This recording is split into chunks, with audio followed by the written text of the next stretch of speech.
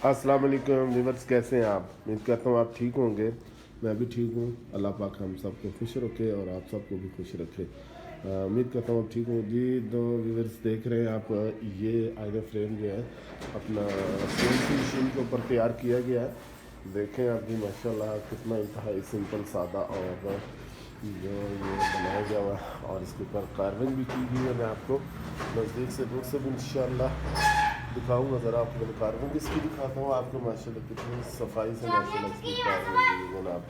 और इसके बाद देखें माशाल्लाह इसकी कितनी खूबसूरती। गोला देखें, डबल गोला कैसे बनाया इसके ऊपर। और दोबारा थोड़ा सा मैं आपको इसको जूम करके भी दिखाऊंगा, थोड़ा सा इन आउट दोनों तरफ से, तो आपको पता चलेगा। माशाल्लाह देखें जी, ये बना हुआ देखा आपने जी कैसे माशाल्लाह खूबसूरत लग रहा है जी। ठीक है जी, ये आईना फ्रेम है जनाब, इसमें आईना फ्रेम कहते हैं हम लोग। और ये वाला जो माशाल्लाह हम लोग मशीन पर तैयार किया गया जी, है ना। ये CNC मशीन है, बलूचिस्तान CNC। ये देख लें दुकान है जी हमारी।